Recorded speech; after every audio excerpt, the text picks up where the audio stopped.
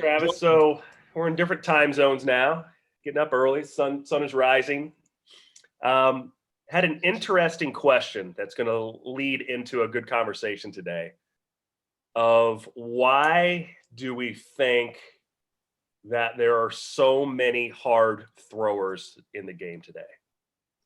And I have several reasons that I can think of, and I know you're going to have a lot on this topic as well. But the first thing that I think about is just the amount of specialization that we have in the game today. The amount of players that when you and I grew up, we were 3-sport athletes, and I think there's a bit of keeping up with the Joneses now of parents and players, both with very accessible information of what people are doing all around the country. That people think, well, if I want to get my end goal, I can't play multiple sports, or I'm overscheduled. I don't have the time to do so. And anybody that's ever heard me talk on this knows that that I'm a huge advocate of playing as many sports at a young age as possible until like you have interest elsewhere, or kind of your enjoyment or your ability to play a certain thing just supersedes your other interests. But going into what I saw this year, even at like instructional league, and this is A-ball guys at the best AA. The first day of camp, I had guys training off of 97, 98 miles an hour, and you kind of look at the players' expression or reaction to that, like, Jesus, like, welcome. We're training against something really, really hard. But then the first games we play, we are facing the Giants, and they have in Instructs, they have more guys throwing 98 to 100 on their Instructs team than their Major League team, which is amazing to me. So the question, long story long, from this college coach is, why do you think there is so much velocity in the game today? Where before, when I played college at the Division I level, I said the game was played at 85 to 89. Sometimes midweek, even 83 to 85. And then if you had guys over 90, you're like, oh man, got to strap it on today. It's going to be a battle. This guy's throwing 90. Now, I don't know that there's Division I arms from the right side that throw under 90. I don't know. I'm guessing guys even at a mid-major are above 90. And we certainly see it at the high school level, and even ourselves at elite. I remember our first 16U team had 8 guys chucking 90 at 16U. I was bringing guys out of the pen in relief throwing 90 miles an hour. Like there were Division I schools that weren't doing that at that time, right? So I have 3 answers, and I know you're going to have a lot to say about this, Travis. Number one, I feel like there is way more specialization in sport today. I think the day of the 3-sport athlete is extremely rare. And again, you and I grew up in different circumstances, Travis, than part of the population, at least the population we deal with in Chicago, because we were in small towns. And if you were a good athlete in a small town, you probably played everything. I don't consider myself a good basketball player, but I played basketball pretty much my whole athletic career. So I didn't really lift weights till I got to college, and it probably held me back from being recruited by some bigger schools, albeit there wasn't a showcase circuit. Not many people came to Robinson, Illinois. But, at 6'2", 165, as I was in high school, was way different than what I was as a college sophomore or junior at 6'2", 205, right? So I think that's one of them. Before I get into my 2 and 3, I just want to hear what you think on the specialization, maybe why we have so much specialization in sport today, and then I'll continue with why else I think there's way more velocity at a younger age and a greater pool of velocity throwers out there. Yeah, I mean, I would say starting with specialization. When we were growing up, if you just said, "Hey, this guy's a pitcher only," I would be like, what does that even mean? That's true. Yeah, I didn't even think about that one. We have POs. Like, we're talking by the way, the 3-sport athlete, anybody that's ever heard me talk, I am a complete advocate for playing as many sports as possible, as young as possible. Try everything. There's carryover and crossover. We'll probably talk about that on the podcast. But we've had conversations in our travel program, sometimes with parents starting at 12. And they're talking, like, the word PO comes up, or the acronym. And I'm like, man, Like, this is where we're at right now. That's incredible. Yeah, I think, it's one of those things, like, growing up, like, pitchers played positions, position players pitched, like, everybody did everything. And, maybe it was more back then because, you had people playing more sports. I grew up majority of my youth as a 3-sport athlete, and then in high school became a 2-sport athlete. But I think, specialization along that lines is that I think it all starts from information. And I think a lot of that information comes from social media. Social media being your showcase kind of environment, your ranking. Man, we rag on social media a lot. Well, but it's not, I mean, that's not just the social media. You're seeing it on social media. The showcase and the ranking environment is that, these kids all know how hard all their peers are throwing. Like, I had no idea when I was growing up, like, you either could throw and get a guy out or you couldn't. Yeah, that's a good point. If I was behind it makes it accessible. You can see what everybody in the entire country or world is so kids are going to obsess about it. You're going to obsess about it when you're seeing you can jump on a PBR, PG site, whatever ranking site at this point. You could jump on there and say, okay, I'm a 2024, right? So that's a freshman. Yeah. So 2024 as a freshman, you could jump on there and be like, all right, what are the best 2024s in the country right now throwing? And you're going to see multiple 2024s throwing 90 plus. You're going to see some 2024s throwing 94. And you're going to be looking at yourself going like, if I want to play baseball for a long time, how do I compete with that? And I think what you're getting then is you're getting some athletes that are saying, I need to ditch.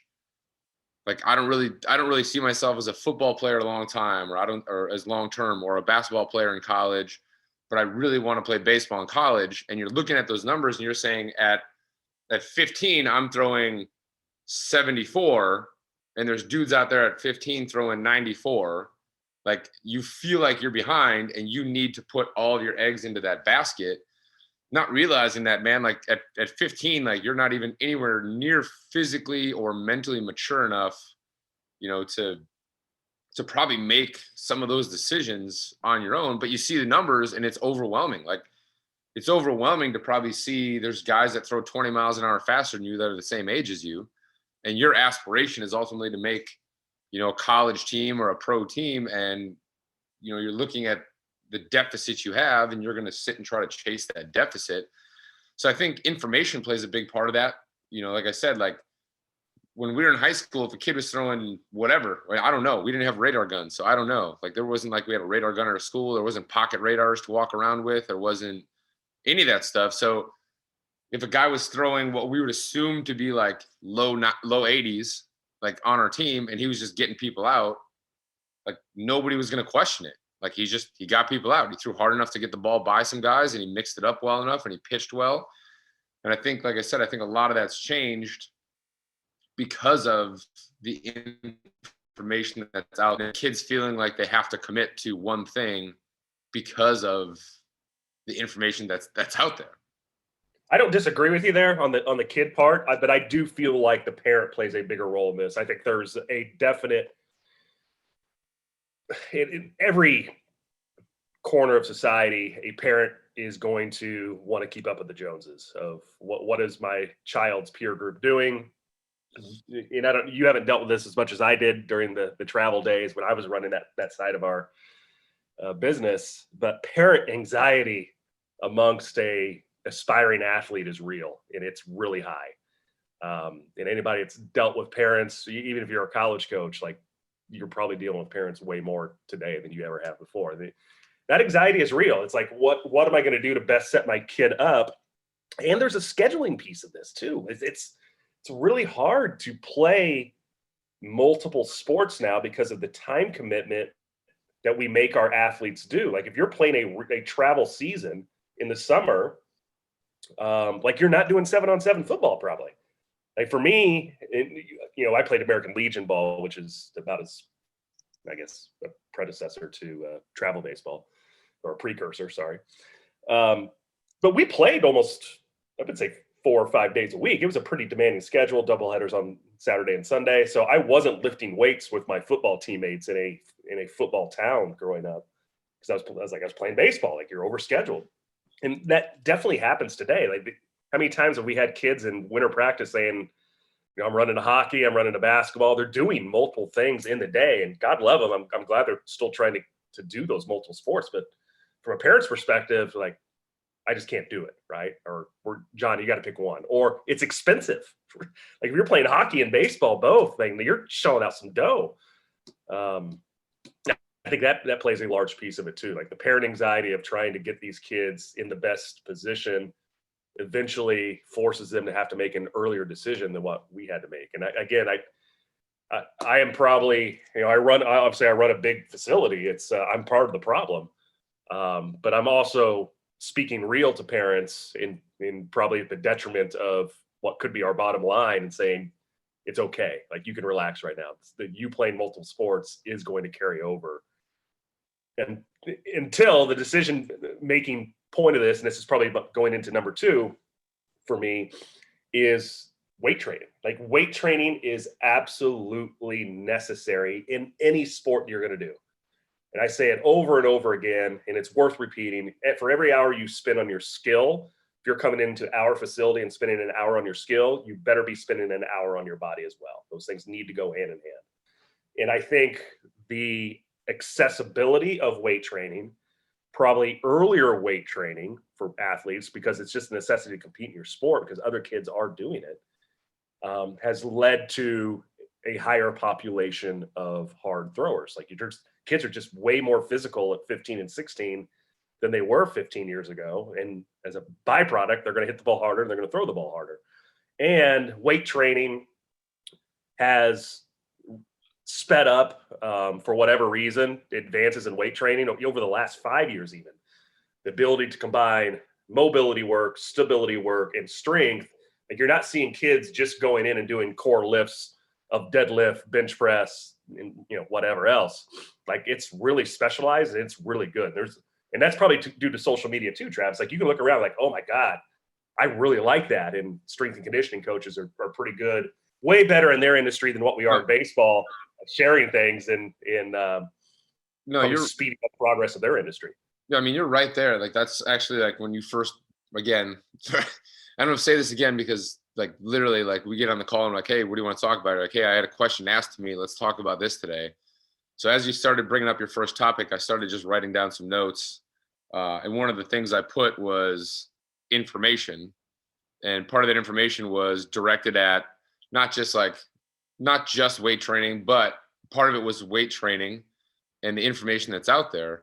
When we played multiple sports. So when I lifted in the weight room, a lot of times I lifted like a football player because I played football. And on the baseball side, when we did baseball lifting, it was always like, oh, well, baseball players don't need to be big and bulky, and we're not going to do these big lifts, and we're going to do, lighter weights, and we're going to do a few more reps. And we're just trying to keep our bodies strong enough to play this sport, but not really like whatever. But I never stopped lifting like a football player because. Me too. I got thrown out of my weight room in college. My coach told me I was going to be suspended. First series of the year, we're going to Arkansas. Team has to go in and lift. I had to just sit there, and they said, Stone, if I see you lift one weight, then you're suspended for the Arkansas trip, because my traps were up to my ears, and I threw a ball like this. I threw a ball like I couldn't even get my arm up. Like, we weren't lifting correctly, right? Well, but I think a big part of it too now is that the paradigm has shifted a little bit, where we're wanting stronger baseball players, where baseball players are lifting a little bit more like football players, meaning that they are doing some of the bigger lifts, but they're doing a lot of the ancillary lifts around those big lifts so that they can manage range of motion. They can manage that stability. They can manage the other things. And I think, now, like, you could jump online and like you said, the strength training community has done such a great job of being able to put information out there and supporting each other. Honestly, I'm a big part of following the strength and conditioning community on social media, and you see very little pushback from one another to each other, that they are very like supportive in the way that people put out information and how they, take certain things and find, better ways to make even some of the way that they train the strength and conditioning more specific to a sport. Like they do a really good job of it in their community. And the great part is, like, for kids and for parents, whoever's at home and is wanting to look into some of that information, like, yeah, you're gonna have to sit and find some people on social media that, you deem trustworthy, as it were. But if you dig a little bit and you find some of the people that are in the community pretty deep in that strength and conditioning community, they're putting out a lot of great information, and it's essentially free, and if you need more in depth, then a lot of these guys do individual plans where you can get a hold of them and say, hey, listen, like, I would love to get my kid in for, a testing and a strength testing, and, be able to set up an individualized, plan for my kid that does just now this sport. And so the advantage to these kids now is that there is more information out there for them if they want it, and there's more information for the parents. And I want to touch on real quick what you said before you kind of jump into what, you're going to say is like your number two, unless information was. But from the parent side, it's completely true. I mean, my son's, you can say the same for your daughter. My son, like, I've got my son working out. Like, we do box jumps. We do, we've advanced beyond a little bit of body weight stuff to, we're doing, light loaded deadlifts, basically just with kettlebells and stuff like that, and bands and band resistance with squats and stuff. And, he's 10, and it's not like I'm trying to prepare him for a life of, being a professional athlete. I don't know whether that's even what my son wants to do with his life, but it's like, hey, he sees me working out and he wants to work out. And, if he decides that he wants to go that route in life later on, where he wants to compete, for a college scholarship or to play professionally somewhere or do something like that in any sport, I want him to be in a physical place where he's not fighting to catch back up if he decides later on that he wants to do something. So, I mean, I wasn't doing stuff like that. Now, we were running around and we were playing sports, and I was jumping off of things, like, wasn't like specifically training by doing like a box jump or by, working a squat pattern or anything like that. But, jumping out of trees and stuff like that and landing on the ground, and you're landing in a squat pattern essentially to be able to stabilize yourself coming down. Like, you don't think about that stuff, but, having him do stuff like that because, his generation is doing a little less of that on their own.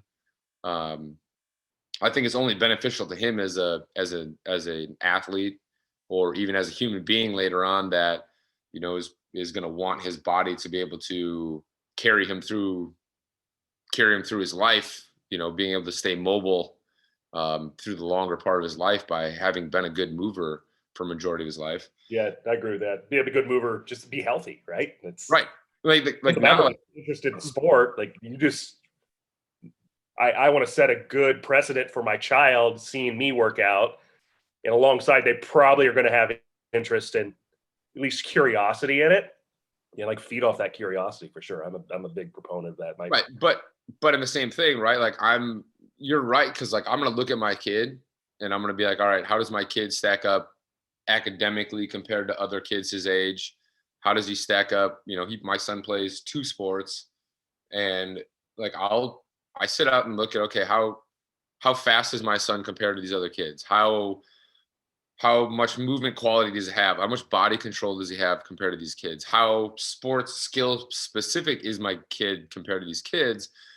I'm not in the mindset like I'm panicking if my kid's not there, only because I know kind of the process that happens in the first place. And two, until my son comes and says, Dad, this is really, really what I want to make happen, like, I'm not gonna push him into or Push panic. for you. Right. Yeah, like, but you because we see it. It's not like I'm just smarter about it. I've seen so much of it. You've seen so much of, kids coming in, you could tell that they feel the pressure sometimes from their parents, because I'm sure the parents aren't trying to put pressure on them, but the parents talk to them about these things like, hey man, like we got to get some schools interested in you. And I'm talking obviously more high school kids at this point, but you got to get these schools interested in you. We got to make sure that you're going to, if you're an 8th grader, we got to make sure that you're ready for this high school tryout. Do you feel like you're ready? Do you feel like you're ready for this tryout? Do you think we should get some more swings in? And check mark that for a future show too, of like the 8th grade, 7th grade showcase or whatever. Like, my God, like that's a future show. We'll get into that. So what's your number 2? My number 2 was better, more information, specialized weight training. So I'll get into my number 3, and this is a pretty easy one. And we've mentioned this on previous shows, is velo training does work. It does work, which has led to us, it doesn't make better pitchers, but it has led to a much bigger pool of pitchers that throw harder. And because of that larger pool, you're going to have just by Darwinism itself, you're going to have some players in that pool that also can pitch. But at the younger levels, and even at the low levels of pro ball, and I would say college too, you've said this many times, and I'm going to use your phrase here, you can out-athlete the game. Like, throwing harder gives you bigger margin for error in most cases. Like, if I could throw the ball right down the middle, but if I can throw it by a guy, then I can get away with it. And that exists in pro ball. Like, they even happened to us in the playoffs last year. Like, Sixto Sanchez comes out of the minor leagues in the playoffs, just throwing fastballs 98 and throwing it by guys and getting away with it, right? So velo does play. I'll talk about the injury piece of that a little bit later, but the velo programs, I think, have certainly increased the amount of kids at especially the younger age, and a greater pool of guys that wouldn't make it in college, get passed up, or even wouldn't survive in pro ball, that all of a sudden make velocity jumps. Like, look at that kid from the Giants that was working out in our facility this offseason during COVID. Yep. I think retired voluntarily from baseball. I think he was, like, from what I hear, 89 to 91. And he's chucking 96, 97. And I'm like texting their farm director and their GM. I said, I don't know what your guys' plans are with this guy, but it's like, he's throwing against big leaguers right now and like throwing the ball by them. It's filthy, like a fastball slider combination. And all he did was just a weighted ball program over COVID. And all of a sudden, like, he's a different guy, right? So that story probably exists in a lot of areas across the country. No, for sure. I mean, obviously, like, even in myself included, running a velocity program in our facility, and it's funny because, like, when people think about, velocity programs too, I think, people that haven't done them, or people that are like sitting on the outside being like, all you guys care about is velocity, and, why you, blah, blah, blah. Like, man, I would love for people to come in and watch my velocity program. It's probably a lot less of what they probably think it is than what it actually is. I mean, week 1, we do assessments. Like, obviously this is what we're going to do first. We do assessments. I write up a program for every one of these kids. They all have an individual program of what they need to do in their movement prep when they're in class. We spend the first 15 minutes of class talking about just different segments and responsibilities of movement. So we'll sit and talk about, what the legs and the pelvis and the hip, what their kind of responsibility is in a throw. Or, again, whether we're talking about the torso, if we're talking about, arm patterning or whatever we're talking about, we'll sit and just talk, and we'll watch some videos of professional athletes moving, and I'll show them how they all do something similar in theory, but move slightly different based on who they are. And then we sit and explore and experiment how they can fit into their movement pattern based off of how their body sets up in creating a similar theoretical idea. Then it goes right into like dynamic movement we all do group dynamic movement. So we basically just make sure that the mobile joints are staying mobile. Then we go into what I call group prep. So group prep might be anything from like box jumps to, rotary stability work, to kettlebell swings, depending on what we're doing, to RDLs, to whatever it is our group prep.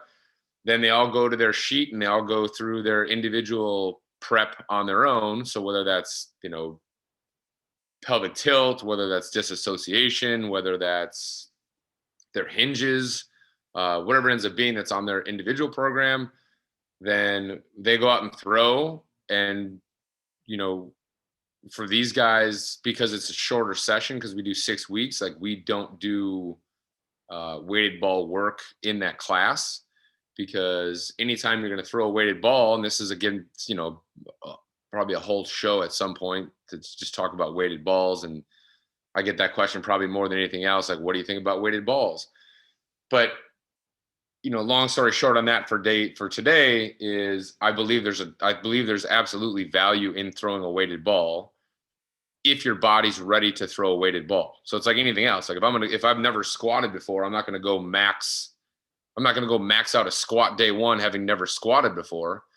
I'm going to work my way to that point by making sure that my movement pattern's good in that squat. And then I'm going to just slowly keep loading the squat to get there. And the same thing with weighted balls. I'm not going to just start taking an overweighted or an underweighted ball and just starting chucking it. If my shoulder and my body's not prepared to move that weight, I'm putting myself at a bigger risk than not. But if you do like an on-ramping progression where you're getting your body ready to withstand the difference in what you're doing, I think, your likelihood of getting hurt goes down exceedingly. And there's always a chance of injury no matter what you do. And that's just, there's a certain risk that you take, period, in anything you do. But I definitely think that that's true. And then, going back to your point, we've got a guy right now that plays for us. I'm gonna give him a little shout out on the show, Ben Plumley, who came in the other day and he topped out at 94, and he's probably sitting 91. And the kid he's a senior, doesn't have a place yet. And he's looking for obviously something that fits academically and athletically for him. But, he's still mistaken, he's like a 32 ACT, correct? Right. He is. And, that doesn't mean that he's not having a little bit of ability to be choosy, but he also doesn't have all the ability to be choosy. And he knows that too. And like, you sit there and look at it like, dude, like you got a guy topping 94 that's still looking for a home, that's a senior in college or senior in high school. And that's amazing to me. It's the end of March right now. Yeah. Now here's the thing. The point I wanted to go with this is that it's scary to watch that, not because he's not committed, is because this kid works his butt off so much that he is turning into such a physical athlete that even when he pitches, he is not nearly efficient as he needs to be yet. So what's going to end up happening is this kid's going to throw harder as he becomes more efficient. He is simply, again, like he is right now out physicaling 94 because he's a little disconnected in his throw, and he knows that, and he's working through stuff. But like, think about that. Like, that's scary. Like this kid could easily be turned around in 2 months from now and be sitting 94, touching 96. And I say that easily, like, wow, like it's that easy to do. But like, there's certain disconnections in a throw that are, there's a little bit of very detrimental to velocity.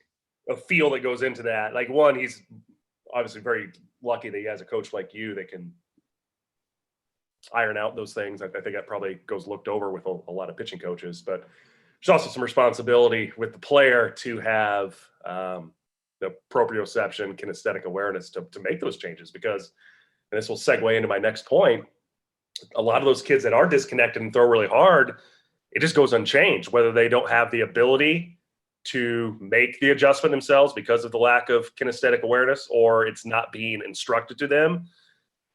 And with those inefficiencies, it's like you're hoping it doesn't happen, but you're like, oh boy, this, with a higher workload, this kid could get hurt, right? And you could get hurt doing anything. But my next point is the plague of UCL injuries a result from overuse, which in my mind, overuse definitely exists in the world. I'm not saying it doesn't. But in my mind, it's kids still in puberty that throw really, really hard and are still growing. Like, they're like, my Toyota Prius, when I had one, didn't need a whole lot of maintenance, right? But if a race car needs maintenance every friggin' 15 laps, and they have a whole crew of guys that are going to give it that maintenance, when you have a higher performance athlete, there is just a greater risk due to the strain on the body in an already inefficient human movement, an overhand throw, right? The body isn't meant to work that way in general. But I think back to those first 3 travel teams that we had, 2015, 16, and 17, we had a throwing coach like yourself. We didn't have to overuse guys because we just had so much depth, but a ton of those guys got hurt. But we also had a ton of guys at 16 that were throwing over 90. Like this, I remember looking at Trent Johnson, who another one of those like high work ethic, high character. It's in his 6th year at Tulane, throwing really well, throwing 94. But I remember looking at him at 15, where he was already 88 to 91, and looking at him, and it's like, my God, this kid has the face of a 12-year-old. Like he isn't even close to physically maturing. And how many of those kids had low back pain all the time too, because of just the torque they were putting on this high velocity torquing action. Like the body was not ready for the performance level that these players had. And that's a slippery slope too for a coach, because you want to push athletes to, like, you've got more in you, right? Like you're still growing, you're still getting more physical, but at the same time, looking back, would I have done things differently? I don't know. Like maybe that's our responsibility. This is just a theoretical question. Maybe that's our responsibility of going to a parent and be like, I know you can do things other athletes can't do, but we're really going to minimize your workload because of just the risk involved. Yeah. And I don't know if that's a question we should be asking more. We don't have many of those guys that are 15 to 17 right now or 15-year-olds that are throwing over 90, but at one time we did. And I've had those. I learned a lot from that too. I mean, I've had those conversations with parents. We had another guy, a couple of years after that first crew that really young was throwing hard, and Caleb Larson. And I went to his parents and I said, I don't know if him continuing to seek velocity is the best idea right now. Like he needs to become more physical. And I know that's it's probably a weird thing for a coach to say, is like, let's pump the brakes a little bit, as opposed to pushing this velocity barrier, because again, like you're taking a growing body that's, even in all regards at that point, for a lot of those kids, like their bones are just finishing calcifying, in that 13 to 15-year-old age group. And you're putting a lot of pressure on a lot of things in the body that the body is not prepared to do. And the same thing goes for when, if I'm personally taking an athlete and we're making an adjustment in any way. Let's just keep it simple. Let's say that we're changing an arm pattern. Like there's a timing issue in the arm. The arm's not in a good place to be able to take the turn. We're just, hey, we need to repattern out here a little bit. Like when you're creating a new pattern on something that's moving really fast, it's important to slow everything back down. I mean, like slowing down, like the intent that we're trying to throw the ball right away, because now if you're trying to go the same speed on a movement that hasn't had time to take place, or for the body to be able to now accommodate or be ready to move fast in that position, again, you're going through a phase where even though the player might be moving better, they're more likely to possibly get hurt because the body in the new pattern or in the new position hasn't had time to strengthen in or control that movement yet. So being able to slow guys down there too. And to go back to your original, yeah, I mean, honestly, the number one cause of injury is fatigue. I don't think that there's much to debate there. And I think realistically, for people that are listening to that at home, you can think about this in different ways, right? Like if you have poor mechanics, let's say, as people call it, or if you're inefficient, it will take less throws for you to fatigue, because you are going to be recruiting muscle, unnecessary muscle, because of lack of direction or timing or whatever it is. And you're going to be recruiting more per throw. So you're going to fatigue more rapidly in a session. There is very little to any evidence that there is one-time traumatic throwing injuries. Like people are going to feel the one moment when maybe the UCL goes or something happens, but it's not that throw. It's not like you threw one time and the arm just like gave out. Like one-time traumatic would be like you take a line drive back off your elbow. That's like a one-time traumatic. Yeah, right. Yeah, that's a one-time traumatic injury. Like throwing injuries are fatigue. So whether fatigue means the amount of throws in one session. So if I'm throwing a lot of throws in one session and my body goes, yo, like we can't control this anymore, something's going to be more likely to break down. Or if it's not enough time between throwing sessions where the body hasn't had enough time to recover. So again, this goes back to a lot of it, right? Like we've got guys that are, again, we got guys in our organization. I have these conversations with them and I tell them, I said, I understand what you're pushing for. You're pushing for this scholarship. And I realize that you're close, but you going out and trying to throw full speed 4 to 5 days this week is a terrible decision that's not going to lead to what you think it's going to lead to.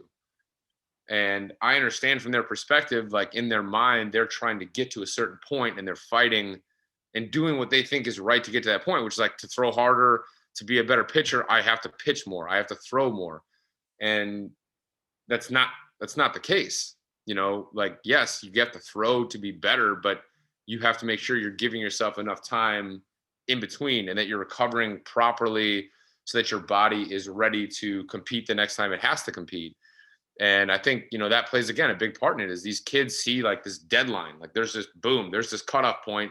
And if I'm not at this point, whether it be velocity wise or pitchability wise or strength wise by this point, then I'm going to miss the mark. And then they'll spend too many days in the weight room, or hey, I've been working out 2 times a day for the last 6 weeks for 5 days a week, 6 days a week. And I'm like, what are you doing working out twice a day for 5 days a week for 6 weeks straight? Like, when is your body going to recover? Like, what do you think you're going to get out of this?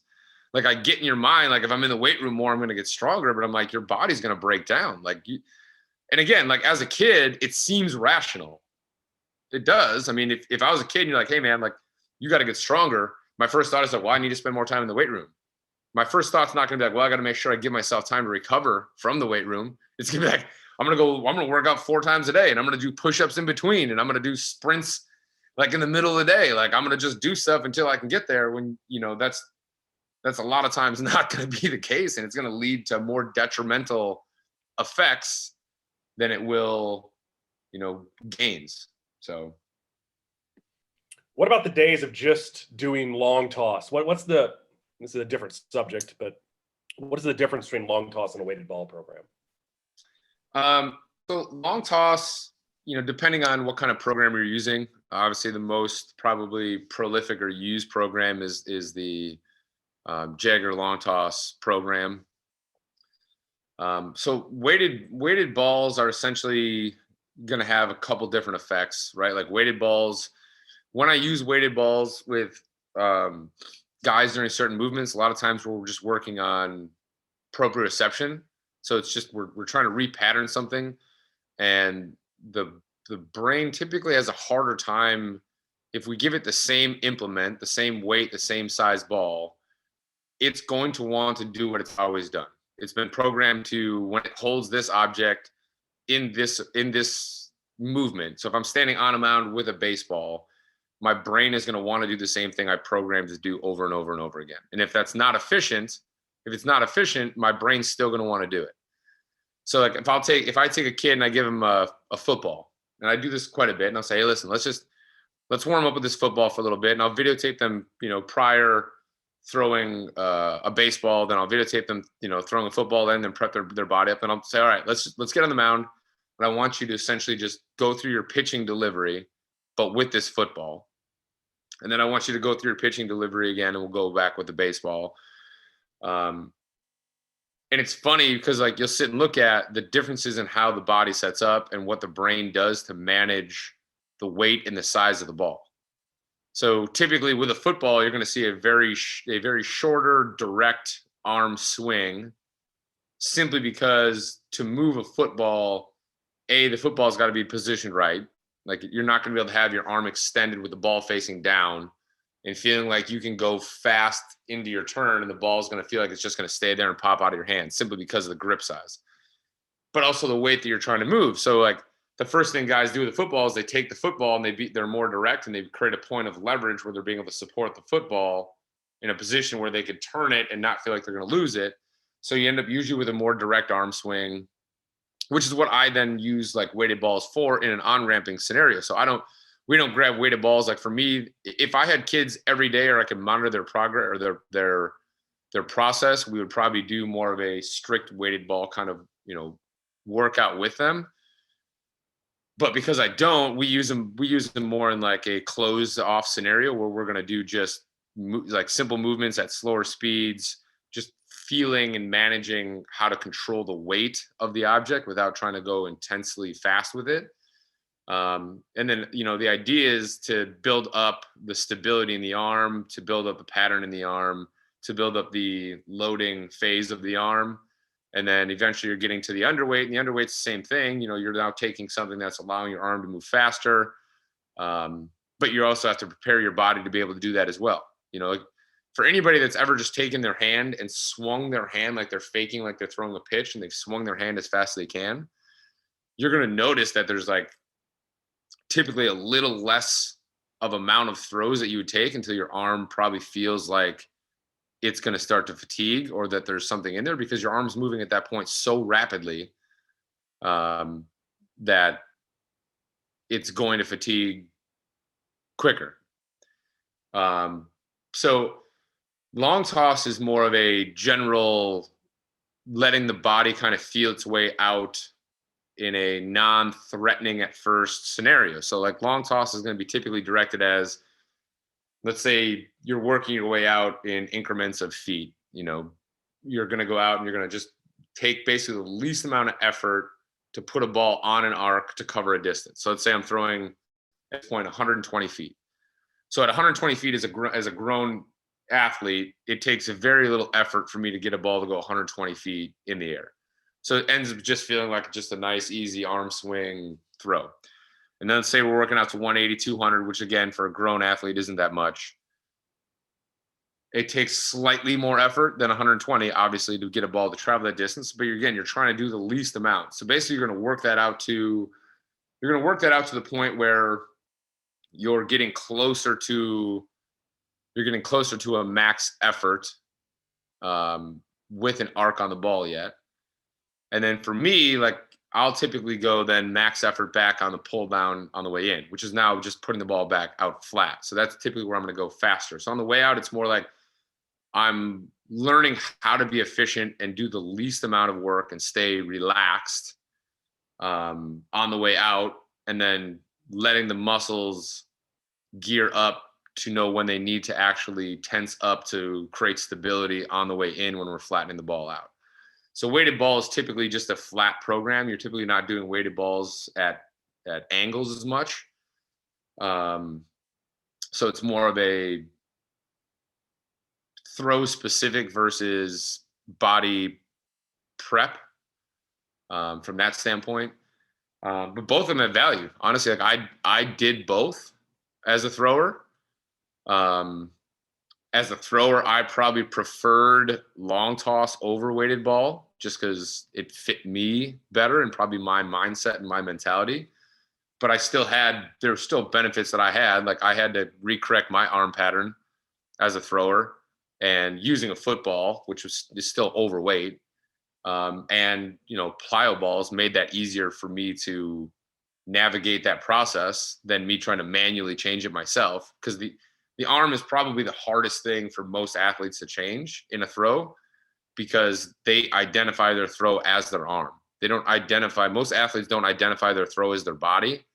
So if it's like you're changing something lower half, like guys typically have an easier time changing it because they don't identify their throw as their lower half. They identify their throw as their arm and how their arm moves and what their arm feels like when they throw. So that's kind of the difference between those. And again, there's benefits for both if you're doing them right. Like I'm not going to go do long toss and just start chucking a ball just because I can chuck a ball, 350 yards doesn't mean I'm going to go out and start chucking a ball 350 yards without preparing myself to be able to do that. that might be a 6-week process for me to even get to the point where I'm going to try to throw a ball 350 feet, not yards. That'd be a record. But again, there's a prep phase. And I think what the point of this whole thing is, I think what most people do is they skip the prep phase. Like they just want the big bang. They just want to take the weighted balls and start chucking them as hard as they can because that's what they think the program is. They just want Everybody wants the magic pill, right? Yes, they started the show. They want the end game without everything that leads up to the end game. Yeah, well said. All right, last question to finish up the show.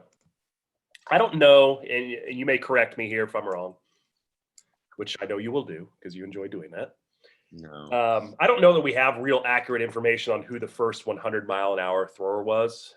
Arguably, it could have been Bob Feller 60 years ago. It might have been Nolan Ryan 35 years ago. Regardless of that answer, and I don't know, again, if we have the correct answer or not, it took, let's say it was Bob Feller, and let's say it took 50 years from the first 100-mile-an-hour thrower to go from 100 miles an hour to the first 105-mile-an-hour thrower in Jordan Hicks. First one, I think. Chapman throw 105? Okay. 106. So let's say it took 50 years for that to happen. That part aside, with my incorrect facts, the point of that is how many years is it going to go from, let's say, Chapman threw 105 3 years ago? I don't know when that was. How many years is it going to be before we have the first 110-mile-an-hour thrower? And my guess is it's going to be a lot faster than it was to get from 100 to 105.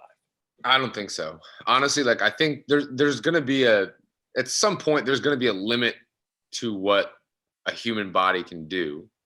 Like that, there's going to be an They said nobody was ever going to break Jesse Owens' record. Now you can't even make the Olympics. I don't. Here's where I'm going to go with this. Oh, bullshit, Travis. I had somebody ask me. It's funny that you asked me. It's funny that you bring this up because I had literally had one of my students ask me like 2 days ago, maybe, about will somebody ever throw 110? And I said, it would take a perfect storm of events. It's going to take. How much do we don't know though? Like we don't know what we don't know. I get that. I get that. I'm telling you right now. We don't know a lot. For this to happen, I'm telling you, it'll take a perfect storm of events that might become more common later on. But that perfect storm of events is going to be somebody that's got a big range of motion that can manage that range of motion. It's going to take somebody that's probably has longer levers, so probably somebody that's going to be taller. It's going to take somebody that's exceedingly physical. And I think, looking at a guy like Aroldis Chapman, you're taking a guy that's a taller, very physical athlete that by all accounts from just watching him move when he throws has probably a pretty good range of motion and control of that range of motion. To do what he did, it's going to take something. It's going to take a perfect storm of movements, I think, to get to that. I think we're going to see a lot of guys that throw 100. I think we're going to see a lot of guys that throw 100. And we're already starting to see that. I actually was on social media last night, just kind of like before I went to bed, just perusing it, and I saw some kid. I think he was out on the East Coast, high school kid was in his bullpen the other like a week ago or like 3-4 days ago. Like first 6 pitches were like 101, and he's 17. And you're just sitting there watching that, like, what in the world wide web? Could you imagine being a high school dude stepping into a box with a dude throwing? I was a high school dude.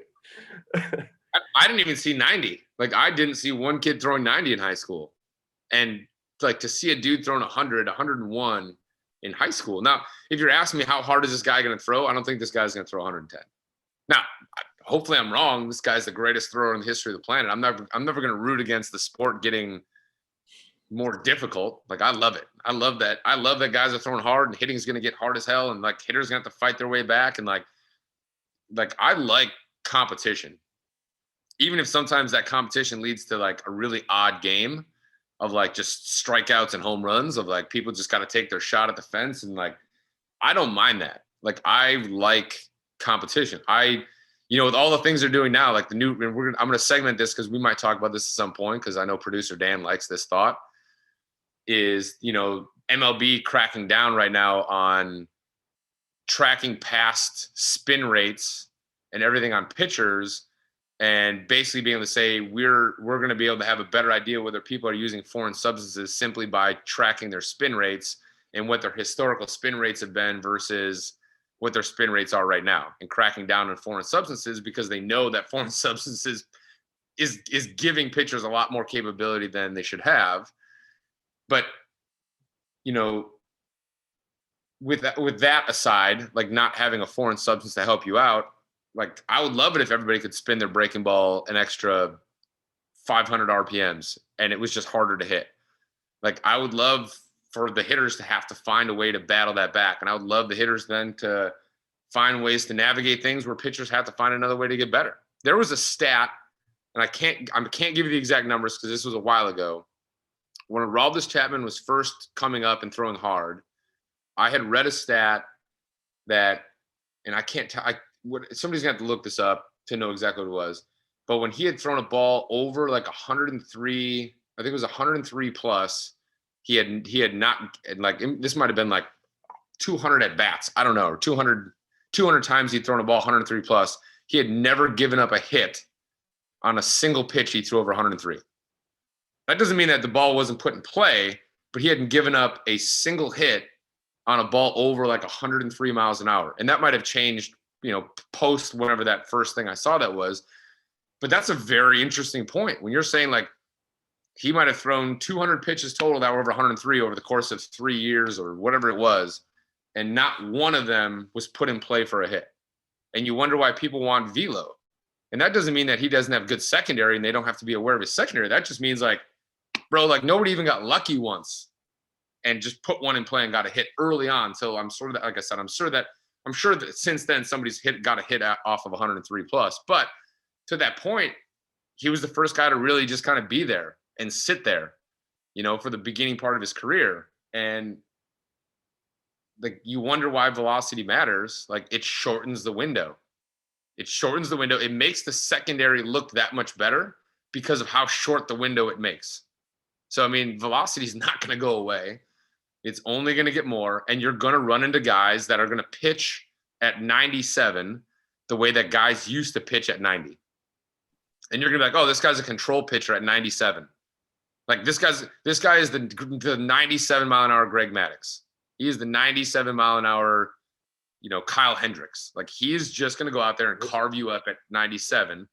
And the other guys are like, oh, well, this guy's just a wild throwing 103.